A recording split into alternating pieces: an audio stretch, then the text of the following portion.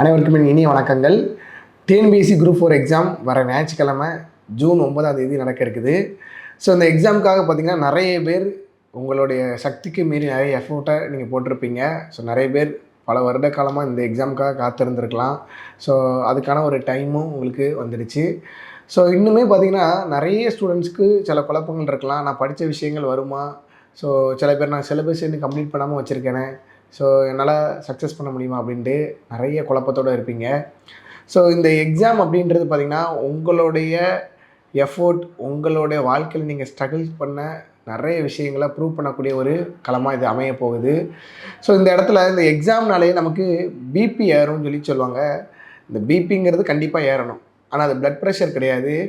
BP அப்படின்ற 2 விஷயங்கள் நம்ம இந்த எக்ஸாம்ஸை பொறுத்த வரைக்கும் தெரிஞ்சுக்கணும். ஃபஸ்ட்டு பிங்கிறது என்னென்னு கேட்டிங்கன்னா, believe in your self. So நீங்கள் பார்த்தீங்க அப்படின்னா ஃபஸ்ட்டு உங்களை நீங்கள் நம்புங்க.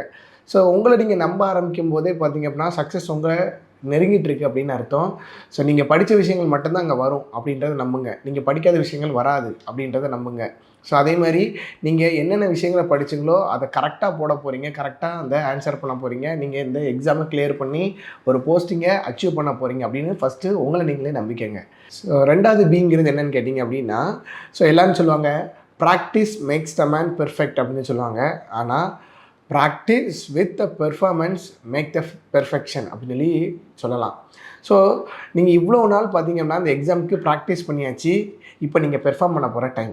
இந்த பெர்ஃபார்மன்ஸ் மட்டும் பார்த்திங்க அப்படின்னா நீங்கள் தெளிவாக கொடுத்துட்டீங்க அப்படின்னா, நீங்கள் ப்ராக்டிஸ் பண்ண விஷயங்கள், நீங்கள் எந்தெந்த விஷயங்களில் தப்பு பண்ணீங்களோ அதை திருத்தி பெர்ஃபார்மன்ஸை மட்டும் கொடுக்கும்போது இது உங்களுக்கு சக்ஸஸாக அமைய போகுது. ஒரு முக்கியமான கோட்ஸ் ஒன்று சொல்லுவாங்க, tough times never last but tough peoples do. அதாவது டஃப்பான டைமுங்கிறது பார்த்திங்கன்னா எப்போவுமே கடைசி வரைக்கும் இருக்க போகிறதில்ல. ஆனால் அந்த டஃப்பான டைமை கண்டிப்பாக டஃப்பான பீப்புள்ஸ் மேற்கொள்வாங்க. அதை அவங்க கடந்து வருவாங்க அப்படின்றது ஒரு முக்கியமான ஒரு பழமொழி மாதிரி சொல்லுவாங்க. ஓகேவா?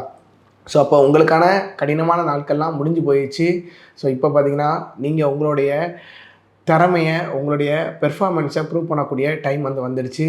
ஸோ எல்லா ஸ்டூடெண்ட்டும் பார்த்திங்க அப்படின்னா நீங்கள் கற்றுக்கிட்ட விஷயங்கள், நீங்கள் படித்த விஷயங்கள் எல்லாத்தையும் 100% பார்த்திங்க அப்படின்னா நீங்கள் என்ன பண்ணுங்கள், உங்களுடைய பெர்ஃபார்மன்ஸில் காட்டுங்க.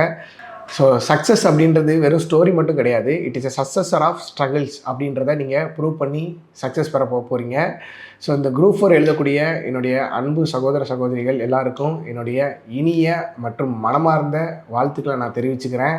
So all the best. So உங்களுக்கான சக்ஸஸ்க்கான நேரம் இது.